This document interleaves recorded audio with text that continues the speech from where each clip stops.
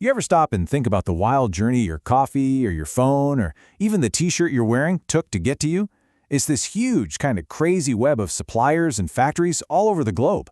But what actually holds that whole thing together and make sure it's all running fairly and efficiently? Well, that's what we're going to dig into today, the principles of a modern ethical contract. And it all starts with one big question. What is the true cost of a product? I mean, it's so easy to just get stuck on the price tag, right? But that number, that's just the tip of the iceberg. The real cost is so much bigger. It includes project risks, the impact on people, and a company's entire reputation. So we're going to unpack all of this using 3 really powerful ideas from modern procurement. Okay, so first things first, you got to protect the project itself. Think of this as the very first circle of concern. If you're building a new product or, say, constructing a new office, your biggest, most immediate risk is that something in that supply chain goes wrong and just completely torpedoes the whole plan. So let's make this real. What actually happens if a supercritical delivery shows up a month late? And listen, it's so much more than just a headache. It can set off this devastating domino effect. You're talking major delays, huge cost overruns, and sometimes the entire project just fails. So how do you build a safety net for that right into the contract? Well, the answer is this incredibly powerful tool called liquidated damages. Basically, it's a clause where both sides agree right up front on the exact financial penalty a supplier will have to pay for specific slip-ups, like a delay. It just lays it all out, crystal clear from day one. And here's the real game changer. This isn't just about punishment. It's about getting accountability without ending up in court. I mean, think about it. Instead of getting dragged into some long, crazy, expensive legal battle to prove how much a delay hurt you, the consequence is already spelled out and agreed to. It's a clean, efficient way to make sure everyone has some skin in the game and is focused on getting the job done, not on calling their lawyers. And here's a super common way you'll see this work in the real world. For every single week a delivery is late, the supplier pays a penalty, maybe 1% of the total order value. And that just keeps adding up, week after week, usually until it hits a cap that everyone agreed on beforehand, like 15%. It's simple, it's predictable, and believe me, it is a powerful way to keep things on track. All right, so we've protected the project. But now, let's widen our view. Let's move to that next circle of concern. What about the actual people who are making the products?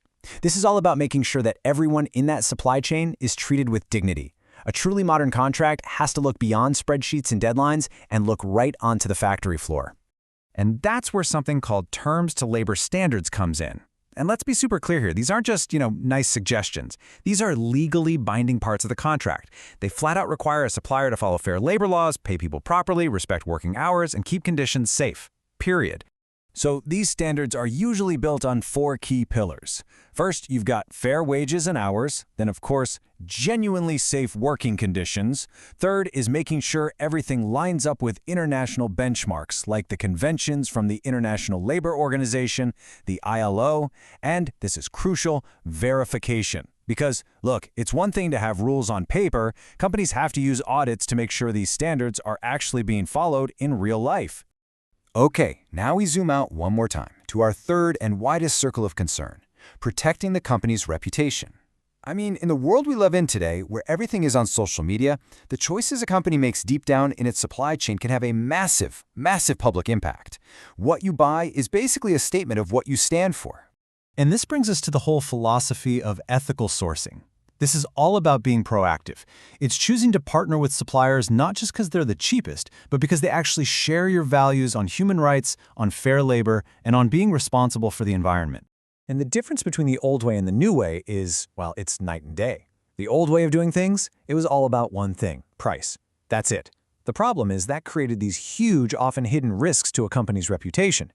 Ethical sourcing, on the other hand, is driven by a much bigger picture, sustainability, human rights. It's about looking at the overall value and actively working to reduce that reputational risk. So how do you actually know if a supplier is walking the talk? Well, that's where independent, third-party certifications become absolutely essential. You've probably seen labels like Fair Trade on products. These seals of approval provide that credible, outside proof that a supplier is meeting high ethical standards, which gives everyone, the company and you, the consumer, real confidence. So let's pull all 3 of these big ideas together. Because these aren't separate concepts you can just pick and choose from. They are three interconnected dimensions of one single modern way of thinking. It's about creating a contract that sees in 3D: project, people, and reputation. So here's the framework in a nutshell. Step 1. You secure the project using smart tools like liquidated damages to keep everyone accountable. Step 2. You uphold human dignity by baking strong labor standards right into the contract to protect workers. And Step 3. You protect your brand and live your values by committing to ethical sourcing. See how each step just builds on the last? Which brings us right back where we started, but with a whole new way of looking at it. Is the cheapest price really the best value? When you start to factor in the huge risks of project failure, the real human cost of bad labor practices, and the potentially catastrophic damage to a brand's reputation, well, the answer becomes a whole lot clearer, doesn't it?